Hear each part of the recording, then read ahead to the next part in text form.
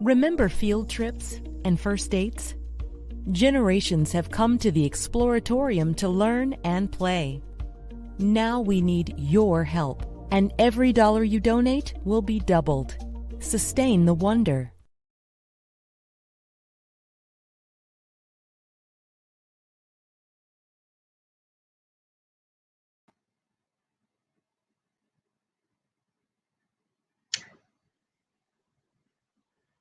Good evening.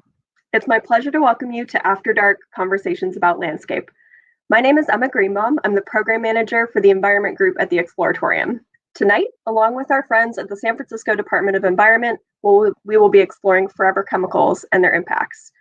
For those of you who haven't visited us, the Exploratorium is a museum of science, art, and human perception located on the San Francisco waterfront. We research, design, and build learning tools that explore the fundamentals of science and work to spark curiosity and inquiry.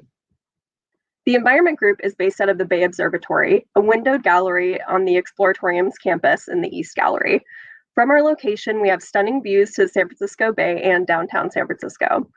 We're equipped with exhibits, artwork, and programs that explore the built and natural environment and ways that we can decipher our human impacts. Our work is centered on climate change and the regional efforts underway to mitigate and adapt to the climate realities we face. Tonight's After Dark will be the third program in our Conversations About Landscape series, Land, People, and Place. Over the past few months, we've been speaking with scientists, environmental justice activists, as well as artists, designers, and others to explore aspects of the extraordinary landscape of the Bay Area.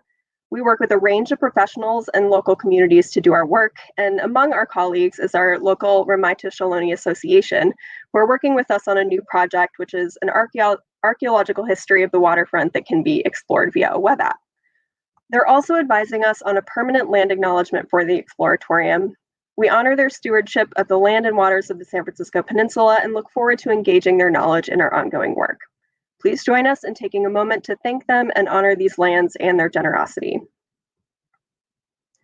Tonight, I have the pleasure of welcoming our friends from the San Francisco Department of the Environment, who've assembled a fantastic lineup for this evening. Throughout April, they've put together a month of programming on climate change, and tonight they will be joining us to help us understand a challenging issue. Forever chemicals is a general term used to describe a class of chemicals that include PFOAs and PFAS and C8. These chemicals and their progeny are nearly ubiquitous and are persistent in the bloodstream once ingested or inhaled.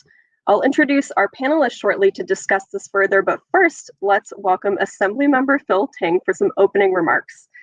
Assemblymember Ting was elected to the State Assembly in 2012, representing the 19th Assembly District, which spans the west side of San Francisco, as well as the communities of Broadmoor, Colma, Daly City, and South San Francisco.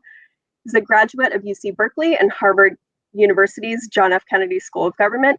Ting began his career in public service as the executive director of the Asian Law Caucus. He now serves as chair of the Assembly Budget Committee and previously served as chair of the Assembly Revenue and Taxation Committee and chair of the Assembly Democratic Caucus. Welcome, Assemblymember Ting. Thanks so much, Emma. It's great to be here with you at the Exploratorium, as well as I want to thank my colleagues at the San Francisco Department of Environment, as well as our state-owned DTSC. Really appreciate all the incredible work they're doing. And tonight we're here to talk about one of my favorite subjects, one of the chemicals that many people haven't even heard of, but there's a pretty high chance that it's in your bloodstream, which is PFAS. PFAS chemicals can be detected in 98% of Americans, which is something quite shocking considering that's a chemical that many people haven't even heard of. And why it's so concerning is that this chemical has been tied to health issues like cancers, hormone disruption, kidney and liver damage, and many, many more. And unfortunately, this class of chemicals, including PFAS, has been found at alarmingly high levels, including even on Mount Everest, because it's often used to treat outdoor gear and clothing and to make it waterproof. So things like Gore-Tex, so something that we all crave when we're buying outdoor gear, but this is something that's very dangerous when the Gore-Tex rubs off and it's left behind in the environment. The great thing is we're actually making great progress. We've actually started to talk about this chemical, people starting to understand how dangerous this is. And we're starting to see leadership in the private sector. In fact, food companies like McDonald's, Chipotle, Taco Bell have already talked about phasing out PFAS in their food packaging products so that the waxy part of your paper wrapper so that your food doesn't leak on your lap, doesn't leak on your clothes. Well, oftentimes that waxy substance contains PFAS, and that's the chemical that's really helping keep your clothes clean, but it's also very dangerous to your blood and very dangerous to your health. Other states like New York and Washington have already started to phase out or ban PFAS from their paper food packaging. So unfortunately, usually we try to lead in California, but we're actually unfortunately following New York and Washington. I really tried to pursue this issue a couple of years ago unsuccessfully and was not able to get PFAS banned from food packaging. In fact, and it's not just in food packaging, but what we're seeing is it's also in our nonstick pans, 80% of nonstick pans, 20% of bakeware. I'm so excited to come from San Francisco. I know Debbie Raphael is going to be talking about this, but San Francisco's ahead of the curve as usual, and they've banned PFAS starting in 2018. So there are a couple of things I wanted to share with you that I'm doing this year in the California State Legislature. One is introducing AB 1200, which is the Safer Food Packaging and Cookware Act. And what it does is it bans the use of intentionally added PFAS in plant-based food packaging. It also requires cookware manufacturers to close the use of PFAS and other hazardous chemicals from the DTSC's candidate chemical list in their products. And it also prohibits, and this is very important, misleading marketing claims on cookware claiming to be free of a specific hazardous chemical when other similar chemicals are present. And so many manufacturers will get cute. They'll say something is PFAS free when they know that they're really talking about a type of PFAS, but other PFASs are in there.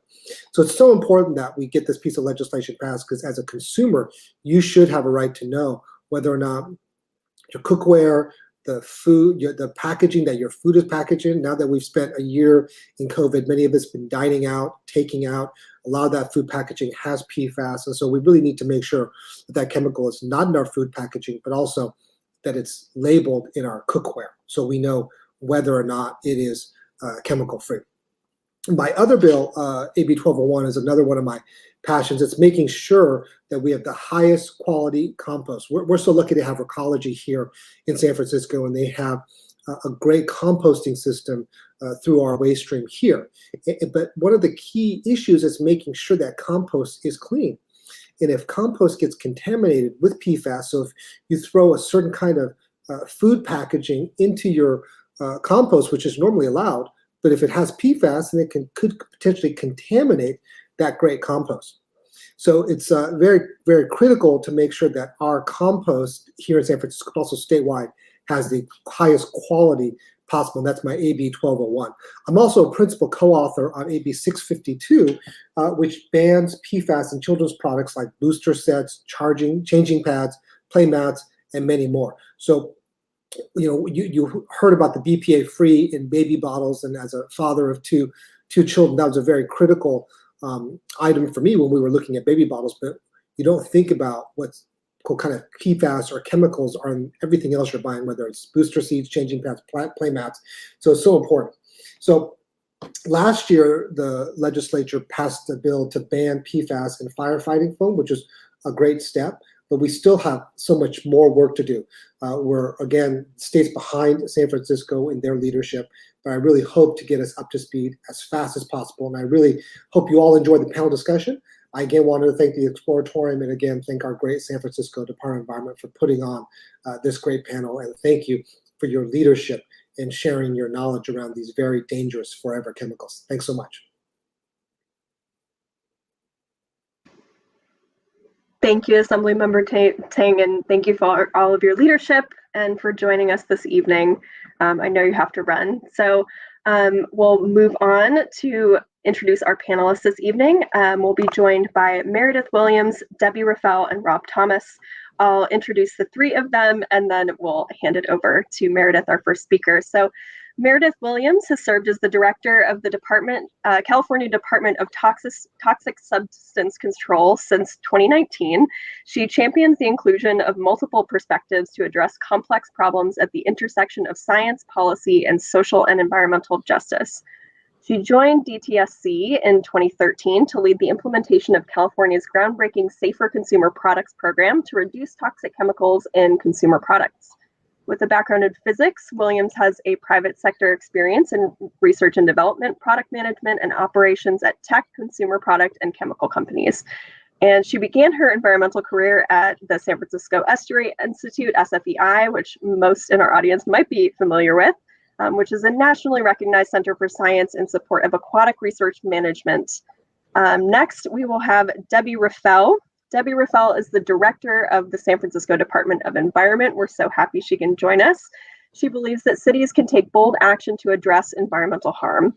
A scientist by training and public servant by profession, Debbie has spent most of her career working in government to ensure that everyone has an equal right to a safe and healthy environment. As director of SF Department of the Environment, Debbie is focusing on leading the city's efforts on tackling climate change and ensuring a healthy environment for all. She's led the most significant update to the city's recycling and composting program in over 15 years, the launch of an industry-funded safe disposal program for unused medicines, and pioneering policies for rooftop solar panels and electric vehicle charging capacity in all new construction. In partnership with the mayor, the board of supervisors, and fellow city departments, Debbie has helped steer the city towards greater greenhouse gas emissions reductions, including setting a new audacious goal of achieving net zero by 2050, which is fabulous. She was named one of the world's 100 most influential people in climate policy, and Debbie is a frequent keynote speaker at international climate conferences and a national spokeswoman on environmental issues, so we're very glad she's here this evening. And finally, Rob Thomas is joining us. Rob is originally from Tampa, Florida, and joined the U.S. Navy at 25 years old in 2009. He spent a year stationed in Pensacola, Florida, and soon after was diagnosed with ulcerative colitis, which is an incurable type of inflammatory bowel disease. In 2012, he was medically discharged from the Navy due to this condition.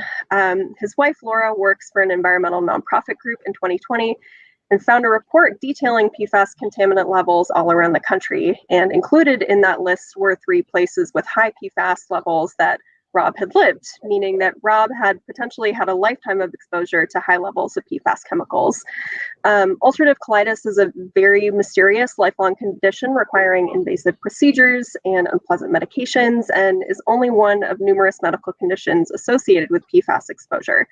His experience dealing with chronic illness led him to study public health as an undergraduate, and he is beginning a master's in a nursing program this fall. He's passionate about clean water and helping to raise awareness around the dangers of chemical contaminants in the environment. So thank you all for being here. Meredith, I will turn it over to you for the first remarks. Thank you, Emma. Welcome to everybody. I'm excited to be on this panel and participate in the discussion. I wanted to talk by, first of all, telling you a little bit about DTSC. I'm not going to spend a lot of time on that. People ask, what's the Department of Toxic Substances Control? And I like to say that DTSC is responsible for the past, present, and future impacts from harmful chemicals in our environment, primarily. We're not the Clean Water Act, we're not the Clean Air Act, but nevertheless, we really intersect with water, air, soil, a lot of things. And when I talk about the past, we are responsible for cleaning up the legacy of toxic contamination in the state. So that means brownfields cleanups and Superfund sites. We oversee the cleanup of those sites, and then we're responsible in terms of the present for thinking about how toxic chemicals are used today, making sure that facilities that use hazardous chemicals handle them properly, store them properly, dispose of them correctly. We oversee the permits for the big hazardous waste landfills in the state.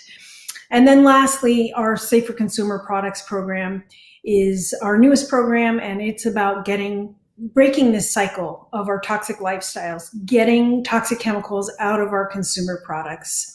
So that's the shorthand of what we do. And with that, I'm going to ask Kyle if you could go to the next slide.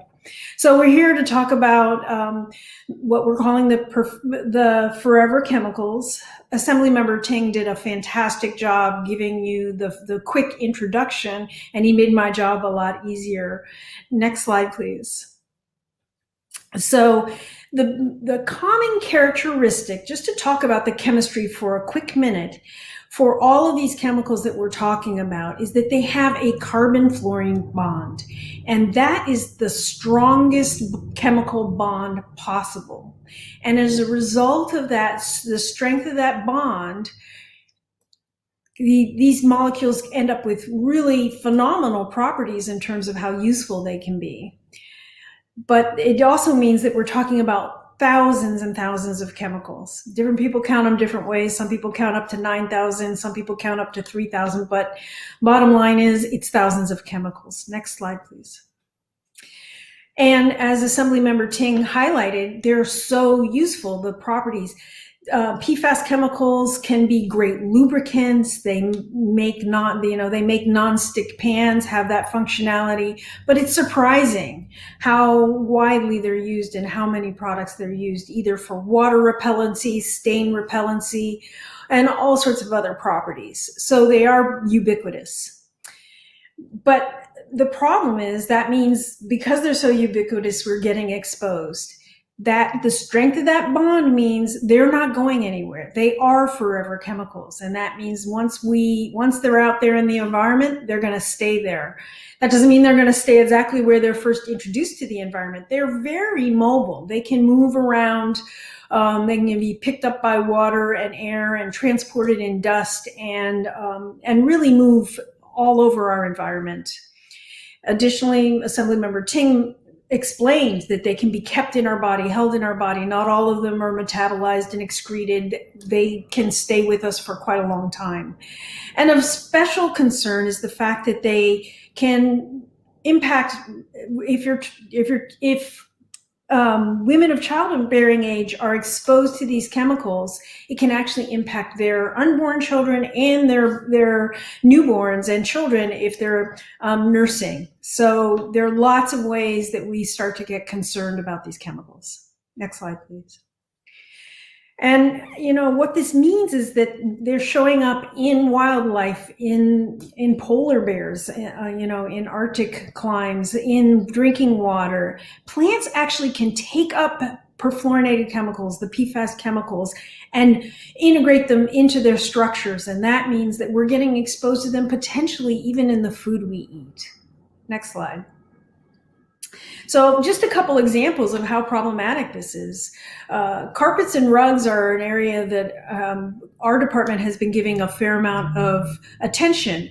And as part of that attention, one of the reasons we're concerned is because 75% of the carpets that are disposed of, at least in 2016, went to landfills. There's a stewardship program in the state, but it doesn't capture all the carpets. And when that landfill has rain, the rain can pick up these PFAS chemicals and it actually gets captured in the liquid. And even if it's a landfill that has a lining, liquid always leaches out. And once it leaches out, it can get into surface water and groundwater. Next slide. Next slide, please. So the other concern is we talked about food packaging for a little bit. Again, the PFAS chemicals start in the food packaging, but the next thing you know, they're in the food itself. And then if we dispose of that food packaging, which we use for only a half an hour maybe, it can end up contaminating. The PFAS chemicals contaminate landfills and compost and really create a lot of problems for us. Next slide, please. So it's kind of a vicious cycle in terms of the PFAS chemicals. If we take that carpet example and look at it, because those chemicals are forever chemicals and so persistent, they keep recirculating throughout the environment. So dust may be released in your house from a rug that's been treated for stain resistance, and maybe you or your children inhale the dust, but then sooner or later it excretes, or for whatever reason, as you clean out your carpet clean bag, that vacuum bag, that lint, those things could end up in the water, and it just keeps going. So there's all these problems with just continuous exposure. Next slide, please. Of course, the exposure wouldn't be a problem if they weren't hazardous in and of themselves. And again, as Assemblymember Ting said, these are primarily of concern because of their reproductive and developmental toxicity. Those are the first things that we think of when we think about the possible harm to humans. But I've listed here a number of other concerns. Next slide. But it's not just us, it's the environment, it's wildlife, and these chemicals can be phytotoxic and kill plants or impair their development and growth, as well as both animals, both as terrestrial and aquatic animals. So it has very widespread impacts, which again are cause for concern. Next slide. So we're going to talk about other concerns. I'm going to turn it back to Emma, and these resources will be available to you if you want to follow up. Thank you.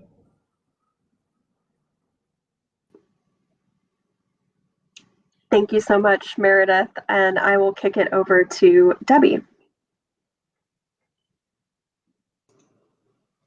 Thank you, Emma, and thank you, Meredith, and thank you, Assemblymember Ting. Amazing introductions and amazing wisdom that we're so lucky to be listening to tonight. It's really an honor for me to be here and to be with my colleagues from the Exploratorium and DTSC and with Rob as well. So I'm from the Department of Environment. My name is Debbie Raphael and I'm the director. And not everybody who lives and works in San Francisco actually knows that there is a Department of Environment. So I want to take a minute to introduce ourselves to you. The city of San Francisco is a city and a county, and there are over 80 city departments in that. So we are a small department in a big bureaucracy, but we like to think of ourselves as small but mighty. We are the lead agency that crafts innovative environmental legislation. We monitor the carbon emissions of the city. We push the public and the private sectors both to lead through their own ambitious goals and by taking climate action. We believe that this environmental change is critical for all San Franciscans, that we must protect our most vulnerable, and that we have the opportunity and the obligation to be bold. Because San Francisco, I like to say, we're the bubble inside the bubble being California and San Francisco Bay Area being the bubble inside that bubble. So when you sit in government in that bubble inside the bubble, one has that obligation and opportunity to take risks, to be bold, and to move the needle forward. And of course, as director, I certainly don't do this by myself. I have such a wonderful team. They inspire me every day. And I just want to call out in particular my colleague, Jen Jackson, who has been leading on PFAS and so many other issues around toxics reduction. And she's a lesson to all of us about what's possible when one shows up. So what I would like to share with you right now is what Meredith and I are doing is we're sort of filling out the picture of PFAS and why it's a problem. And I want to answer a question for you now, which you might be thinking of. Well, if these chemicals are so dangerous, and yet they're so ubiquitous, they're in so many different products, how can that be allowable? Who's looking out for us? Why are these chemicals even allowed to be used in consumer products? Well, it's a great question. And it means that we have to understand the way chemicals are regulated in our country. So in the US, on a federal level, there's something called the Toxic Substances Control Act, TSCA. Now, TSCA was passed in 1976, right after the formation of the Environmental Protection Agency, when we were worried about what Rachel Carson was showing us and thinking about toxic chemicals in the environment. So this law was really quite something 40 years ago when it went into effect. The problem is it hasn't changed in 40 years, up until very recently. And so under the US system, chemicals are given tremendous benefit of the doubt when it comes to safety. In fact, the US government doesn't demand that companies, when they want to introduce a new chemical, they do not have to do a full suite of analysis to prove or show without doubt that their chemical is safe. And the problem with that is not only that we don't have that information, but that the federal government has said, well, no data probably means then it's safe, rather than saying no data means no availability, we can't use it. They say no data, well, it's okay then. And so it becomes the burden on government to prove the harm. And that's the way the system has been operating for the last 40 years. And in fact, we say there's roughly 80,000 chemicals in commerce right now. Under TSCA, it's almost impossible, if not impossible, to ban a chemical. And even asbestos couldn't get banned under the system of TSCA as it was designed back in 1976. So what the federal government does is it says, all right, here's a chemical. We know it's harmful. We know that this manufacturer wants to put it in a product. So we're going to decide what is an acceptable level of harm. How many cancers in 100,000? How much reproductive harm in a million people? There's this acceptable level of harm. And if that chemical in that product meets that acceptable level of harm, then it's okay. Well, I'm going to talk about a very different way of looking at things a little bit later on tonight, but it's because of that system that chemicals like the PFAS chemicals, where we know they're harmful, are still legal to use. We do not have a protective system. Now, in 2016, we were all thrilled because the Obama administration did pass an update to TSCA. And then, of course, as you all know, in 2016, we got a new president at that time. And Donald Trump decided that TSCA was rather an inconvenience. And so the Trump administration didn't implement all the good changes. Well, I'm happy to say that EPA under President Biden has got a fire in their belly and they're off to a great start. So I am optimistic that the US will clean up its act when it comes to TSCA. So where does a city like San Francisco look to for leadership? Well, we look to Europe because Europe has a much stronger system for regulating chemicals. And in fact, in San Francisco, I like to say that we consider ourselves a member state of the EU because we are always asking the question, what's going on over in Europe and what can we do here in San Francisco to lead by example? So what you will see in the US is cities and states not waiting for the federal government to take action, but taking action on their own. We're not waiting. We're going to tackle the PFAS chemicals, regardless of what happens in Washington, D.C., because we know it's the right thing to do. And I look forward to giving you a bit more specifics later on in the presentation. So back over to you, Emma. Thank you so much, Debbie. And I will hand it over to Rob for our final opening remarks, and then we'll get into some questions.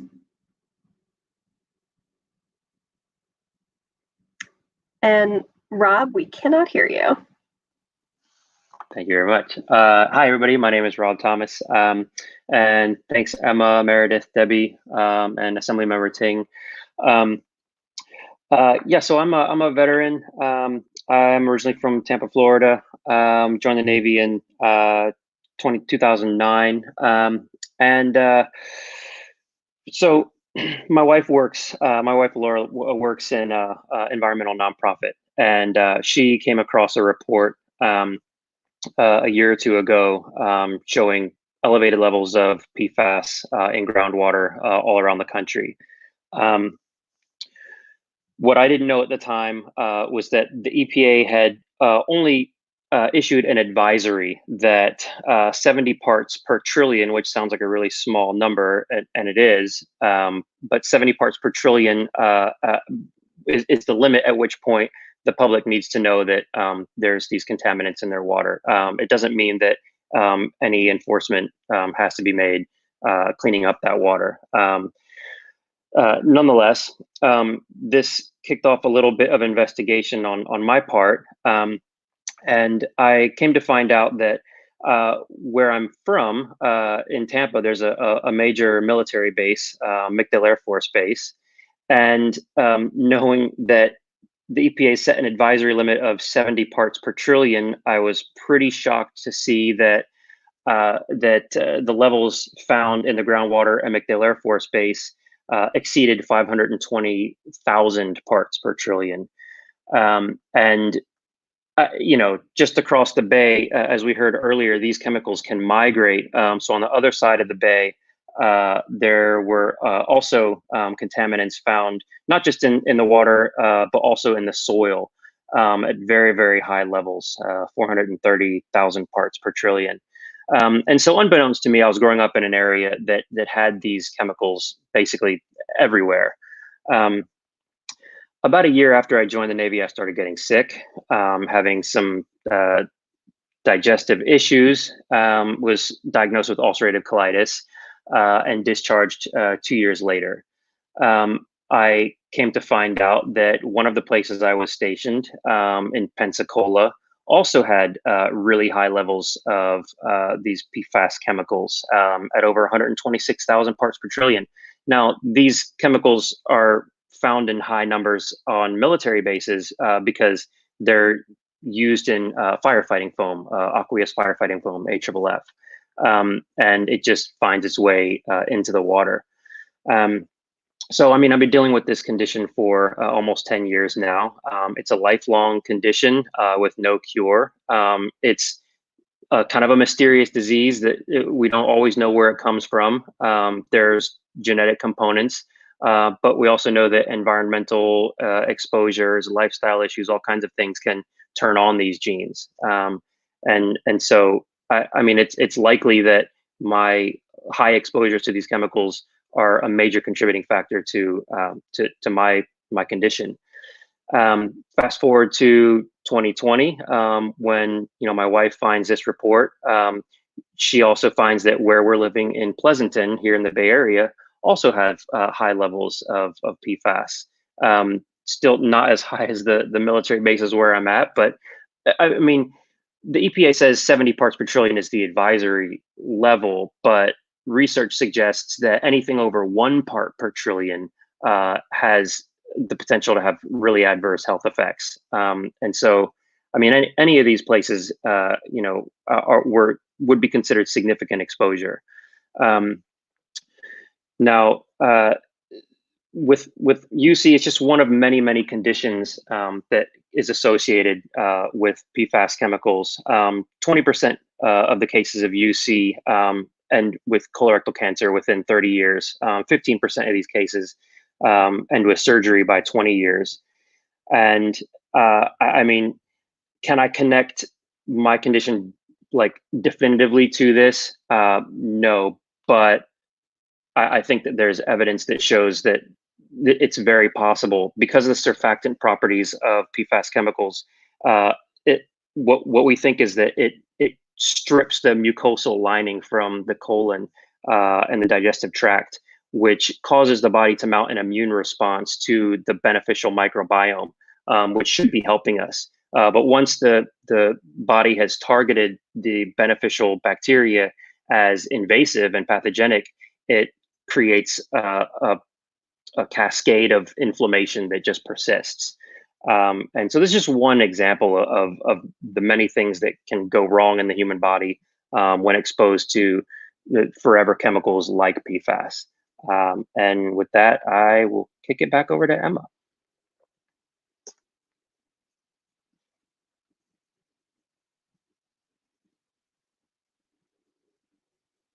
And Emma, I think you're muted. Thank you.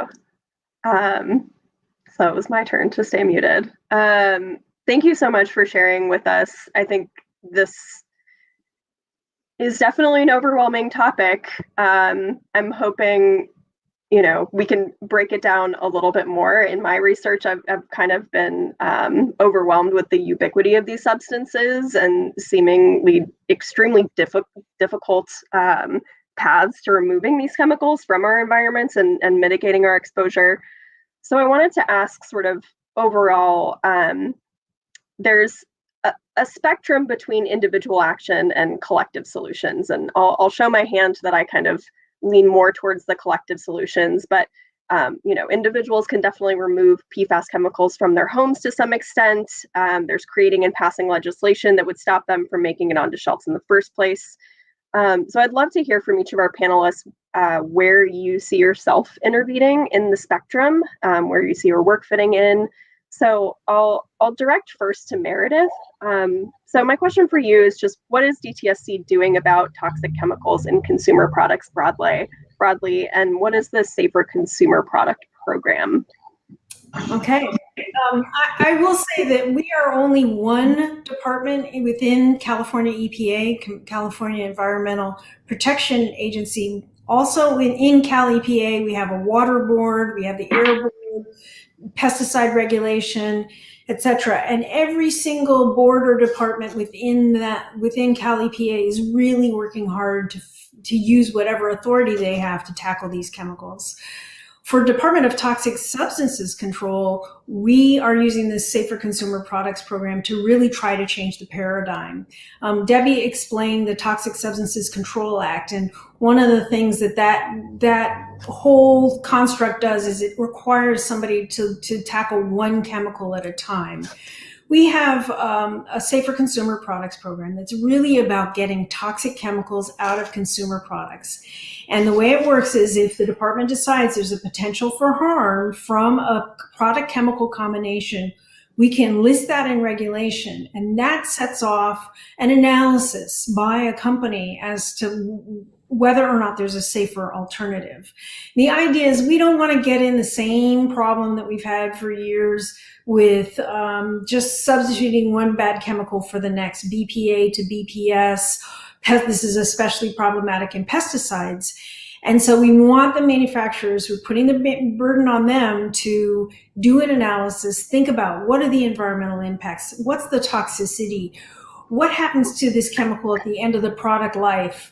Are workers who are manufacturing the chemical exposed? And they have to do a very comprehensive analysis of all the alternatives and then come back to us and say, we think this is the safer way to go. And then we have to assess that. And if we agree, then a path forward is identified, which could be that we say, that's not good enough. We're going to ban the chemical.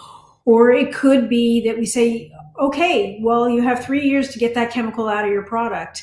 So we have a lot of options as to what we can do. And in the PFAS world, we are very fortunate. We could list the entire class of PFAS chemicals, which is very unusual for a regulatory agency. But the reason we can do that is we identify our chemicals based on lists of other authoritative bodies. And there's a biomonitoring program in California, and they identified the entire class of PFAS. And that let us take action on PFAS as a class. So we're looking at PFAS in carpets and rugs, and I mentioned that priority product listing that would trigger this analysis from the manufacturers, and it's very likely they'll have to start that analysis this summer. That's one of the things we're doing, but because there's so many products with PFAS in them, I know we're not done. Yes. Thank you for the work that you're doing. It does seem like a bit of whack-a-mole, and would love to hear more about your perspective on that. Debbie, would you like to jump in, tell us a little bit about what San Francisco is doing about PFAS and other toxic chemicals in general? Yeah. Oh my God. This subject. You saw how Assemblymember Ting got so excited about this. That I think this idea of getting these toxic chemicals out of products just gets us all on fire, because it's just so ridiculous that they're even allowed to be in there. So what is San Francisco doing? Well, we recognized back in 2003 that this Toxic Substance Control Act, this way we were looking at chemicals and products, and this idea of an acceptable level of harm was just not working. And we wanted to do something bold and different to allow us to make decisions at a local level that would enable our legislators, our Board of Supervisors, to take action against chemicals and products. So we created something, we knew we needed a paradigm shift, and we found it in something called the precautionary principle. And what the precautionary principle does is it says, instead of saying how much harm is allowable, how much risk is allowable, instead we're going to ask how little harm is possible. How little harm is possible. Are there safer alternatives? And if the answer is yes, there are safer alternatives, it's not necessary to have that product with that toxic chemical in it, then that would give us the underpinning we needed, the justification to actually take action, because we didn't need to prove cause and effect. You heard from Rob talking about how hard it was for him to guarantee that his PFAS exposure caused a particular ailment in his body. He'll never be able to prove it without, a doubt in the mind of the chemicals company, but he certainly has sufficient evidence of harm to understand that cause and effect. And we didn't want in San Francisco to be held to that proof, that impossible proof to take action when there were safer alternatives. So this idea of asking if something is necessary, finding safer alternatives, has become the foundation of our work in San Francisco to make sure that the chemicals that are sold, that the products sold in San Francisco are safe. So San Francisco has a goal of zero waste and zero toxics. So this idea of using this alternatives framework is what is driving us towards our zero toxic goals. So let me give you some examples. San Francisco banned phthalates in children's products. We saw that the European Union had done it. We knew that you could make children's products without phthalates, but we also knew phthalates leached out into children's bodies. So we banned them in San Francisco. But what happens in San Francisco doesn't stay in San Francisco. Using that precautionary principle foundation, we banned phthalates in children's products here. The state took up that ban, and then Senator Feinstein took it to the federal level, and now phthalates are banned nationwide. Likewise, San Francisco banned the use of flame retardants in furniture, and again, the state took that up, and now they're banned at the state. So you hear Assemblymember Ting talking about bringing what happens in San Francisco out to the state, and of course, once it's in the state of California, it often goes nationwide. So this thinking is what is leading us to ask, what can we do on PFAS chemicals? We're looking at our levers for change. And here's the levers that cities, and not just San Francisco, all cities have these levers for change. We're choosing to act on them. The first is our own procurement. What do we buy? Where are these PFAS chemicals in the products that San Francisco buys? We found them in carpet, which you heard from Meredith what the state is doing. We found them in furniture. We found them in foodware, we found them in packaging. And so we have, because we control our procurement, we have banned them essentially from using city funding. And we're working with the fire department right now to help them get off of PFAS firefighting foam in the fireboats. It turns out we're not using it in our fire trucks, it's still used in the fireboats. So we're working with our fire department, and they're a super willing partner. Another lever for change in the government is education. We screen films, we do social media, we participate with the Exploratorium, we work with our green businesses to help educate them. We're all about educating the public so that you can take action. We're also working with the private sector to figure out how we can make it easier for the private sector to get off PFAS chemicals. So one really interesting thing that Jen Jackson led was working with BPI, the Biodegradable Products Institute. They certify which food packaging is compostable. Well, we got them to include, or they agreed to, I don't know how much we can take credit, but I know it was because we had lots of conversations with them. They agreed that they would ban PFAS chemicals in their certification. So now if your food packaging says BPI certified as of January 2020, you can be confident there are no PFAS chemicals in it. So once we had a way of identifying which food packaging didn't have PFAS chemicals, is BPI certified, we could then ban their sale and use in San Francisco, which we have done.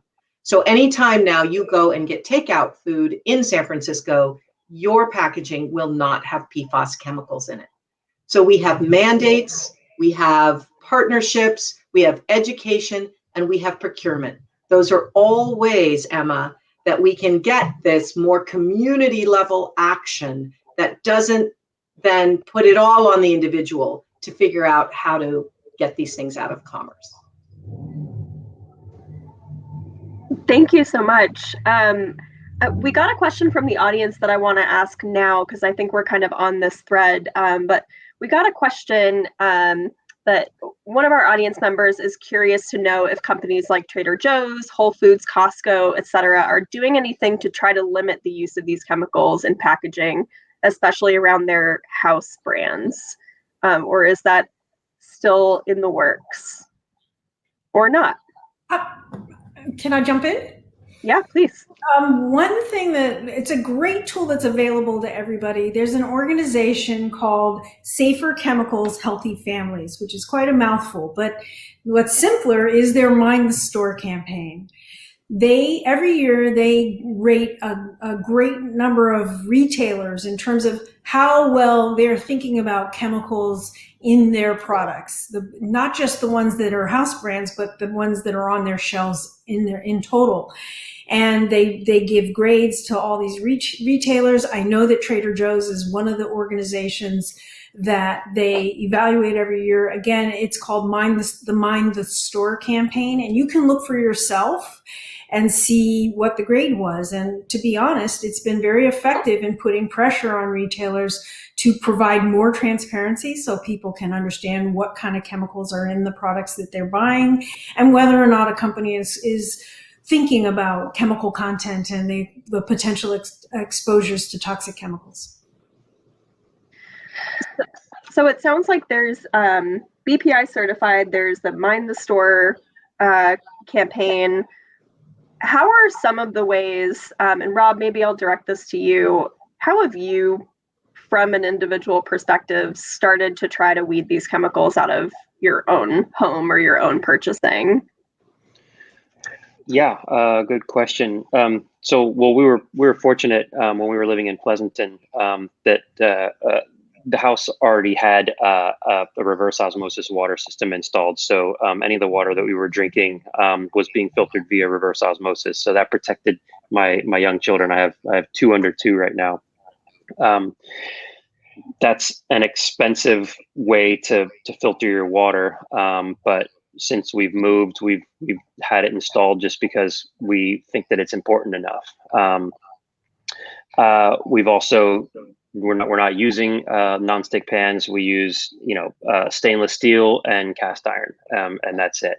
And we've also, the only rug that we have in our house is a natural fiber wool rug. I mean, there are products that we just try to go as natural as possible. And I mean, beyond that, I mean, it's really about supporting like legislation. When you see stuff like this come through on a ballot, I mean, banning entire classes of chemicals is difficult, but we know it can be done because we banned fire retardants as an entire class of chemicals in California. And so, I mean, clean water, clean cooking gear, clean upholstery, carpets and stuff like that in our own home. Of course, not everybody can just go out and replace that stuff. But you can buy stuff used that might help. That's just what we've tried to do. So how did you go about choosing sort of the worst offenders? I'm hearing a lot about nonstick pans, carpeting material, but it's clearly a lot more than that, food packaging. If you were kind of coming to your house fresh with things you would want to avoid, what would you get rid of? And also, we got a question from the audience about what are even safe disposal tactics for things like this? If they're persistent in the environment, persistent in the body, how can you even be sure if you throw away your pan, it's not going to end up in your drinking water? I'll put that to the panel. Yeah, I mean, in terms of disposal, you definitely do not want to put your nonstick pan in the recycling. Even if it looks like it's metal, it's got a coating on it. So that's going to have to go in the black bin. And those black bins are going to landfills that are lined. There is no guarantee of never away when you throw something away.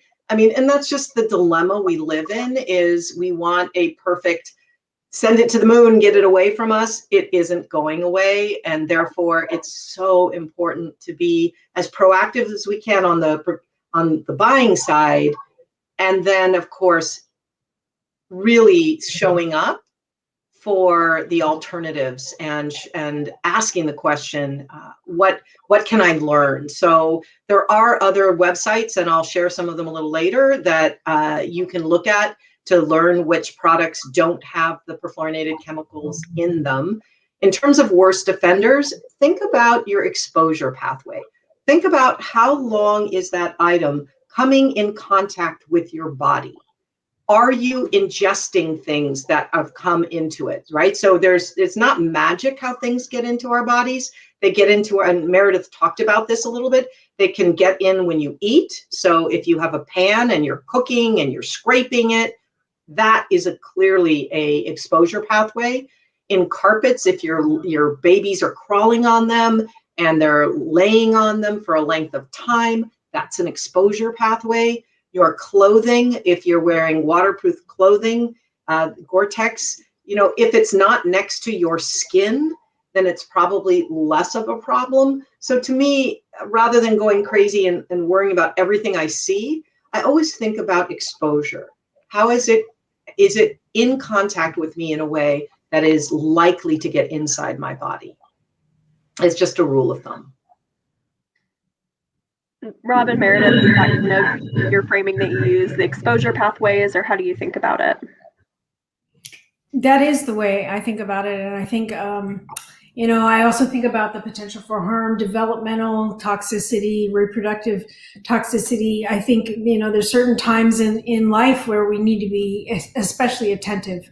And Debbie talked about little ones who are, when they crawl around, it's well known that they put their hands in their mouths and they get, whatever chemicals they may be exposed to. They're very vulnerable in terms of ingesting, getting exposed more, and then having bigger impacts because they're growing and developing. So I think that's important to take into consideration. And I would just say about drinking water, this is something that Rob is very aware of. And, you can ask your water agency, are you testing for PFAS? If you are you detecting it? I know that the San Francisco Public Utilities Commission has a fact sheet on PFAS that people can get if you contact the San Francisco Public Utilities Commission. They have not detected it and they have looked for it. So this is where it's really important. Rob found the data for where he was living, and that's something that is publicly available. And if your water supplier is not testing for it, well, that's very much a red flag to me, to have them make sure they are testing. And I'll jump in there and talk a little bit about the State Water Board, because it's another organization at Cal EPA, and they have really stepped up their game in terms of requiring water systems to report more about what PFAS are showing up and to report at lower levels. And so they're gathering more and more data, and they make that data publicly available. And so if you were to do a search for water boards, California water boards and PFAS, you can find maps of where they're investigating for PFAS, what the drinking water levels are, what groundwater levels are. They have all sorts of tools about all of the different things that are going. There's even on that, if you do that search, you can probably find your way to a timeline of all the actions that the state has been taking over the last few years to try to get ahead of this problem, from the legislature, from Cal EPA, from other departments. Great, thank you. Rob, I want to give you an opportunity to address this. We also have another couple of questions from the audience. Oh, I'd love to address more questions from the audience. Okay. I think Meredith and Debbie have said it all, or good for now. Yeah. Great. So I'll kind of compile a couple of them here. The first is PFOA made by DuPont a PFAS? So is PFOA a PFAS? And also, I'm definitely noticing, I spent a long time working on fossil fuels, and there's a lot of similarity between sort of long exposure to things like coal contaminants and communities having to come together to notice that there are these sort of cancer clusters of rare cancers or rare types of diseases that normally wouldn't occur in such concentrations in those particular communities. And that is a lot of burden of proof for it to be on communities rather than on the companies who are creating these chemicals. So do you see some relationship between the fossil fuel and chemical industries? Is there a way to be thinking about regulating both under this idea of toxics? And then sort of that first question, is PFOA made by DuPont a PFAS? Can I jump in on that first one and give Meredith the second one? The harder one, or Rob, I don't know. So it's interesting to bring up PFOA, because that is what really got everybody's attention. There were movies made out of it, and and yes, it was made by DuPont, and yes, it's a PFAS chemical. It's a perfluorinated chemical. It's a chemical with a carbon-fluorine bond. And here's, there's a couple great movies. One is The Devil We Know, which is talking about that DuPont story. And the next slide is another movie, Dark Waters, which is talking more about the water contamination, both about PFAS chemicals.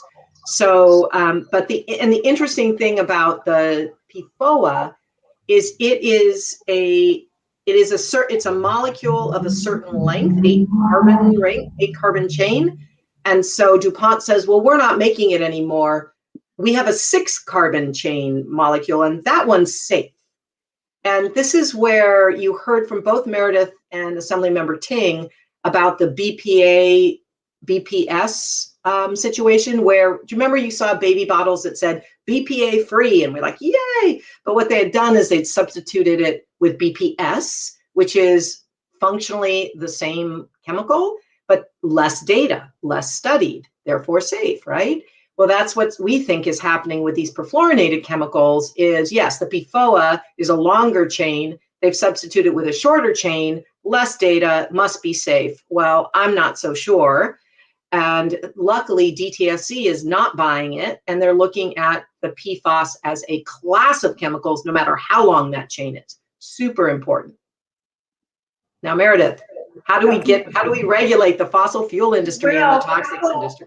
I do have to say we could keep going on that particular part of the story, simply because DuPont actually spun off the business that makes PFAS chemicals into another company called Chemours.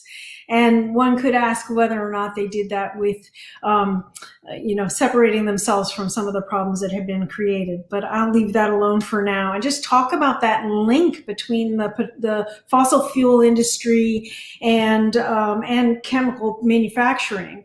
They call those parts of those cities along the Gulf Coast in Texas, Louisiana, they call it Cancer Alley.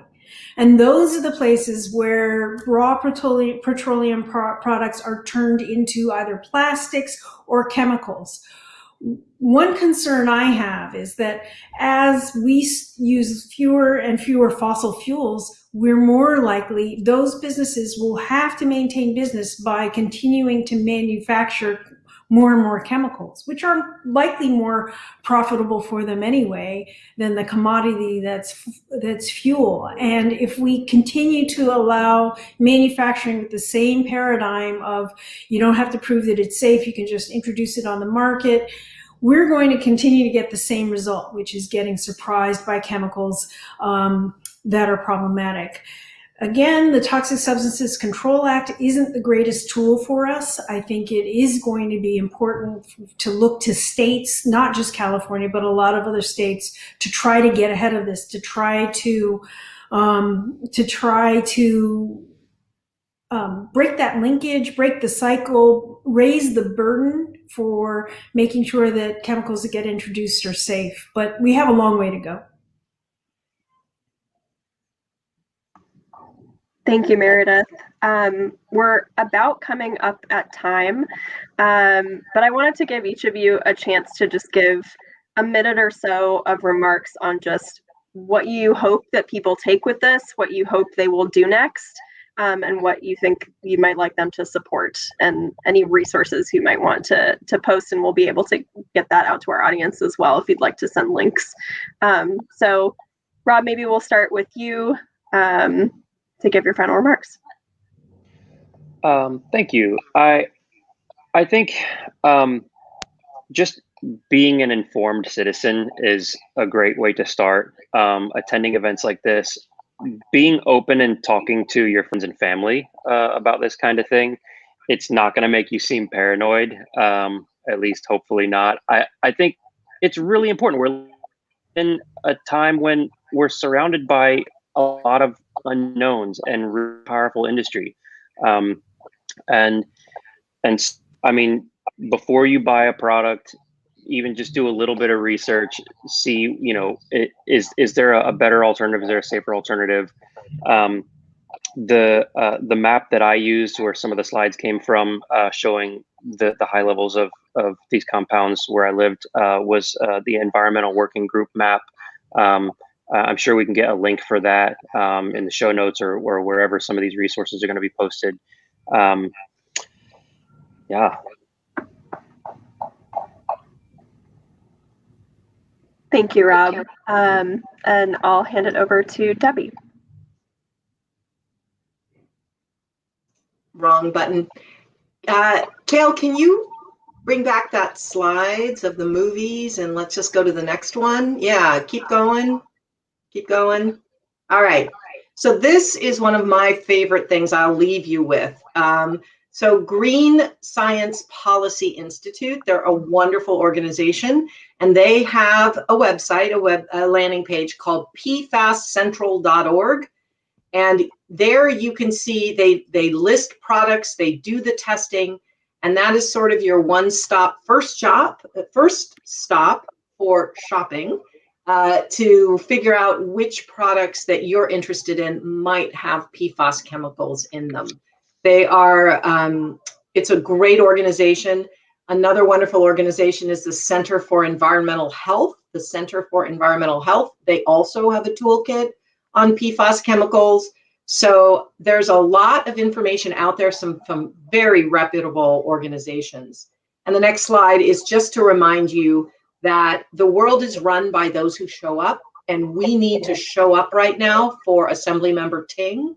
He's got this bill, AB 1200, which is going to ban PFAS in packaging, and it's going to require cookware like these pans to have truth in advertising. So they don't get to say, oh, we don't have PFOA, so therefore we have no PFAS chemicals, right? This is the tricky thing that we're trying to avoid. So these are really wonderful ways that you as individuals can get educated and show up. Thank you, Debbie. And finally, Meredith, would you like to close us out? Oh, well, that's a privilege. And I'll just take a moment to say thank you. It's been such a privilege to be on this panel and to talk with Rob and Debbie, and I've enjoyed it a lot. You know, Rob and Debbie said a lot of the things that I would say about the importance of, you know, getting a little educated. A little education goes a long way, especially in this area, but it matters. We know that PFAS actually has even been linked to greater COVID susceptibility, believe it or not. And so it really does matter. And so I encourage people to become familiar, and just to stay plugged in. And really, if you pay attention to what's happening in the legislature, there is a lot of activity, a lot of attention. And if you care, it doesn't take much to let the legislators know. Again, Debbie said show up, and I think get involved in the process. It matters. Thank you. I love that note to end on. Show up. So thank you, Rob, Meredith, Debbie. Thank you to SF Environment for putting together this amazing group of folks to speak on this issue and getting in touch with us. And congratulations on a great climate month. Have a good night, everyone. Thanks so much. Thanks so much.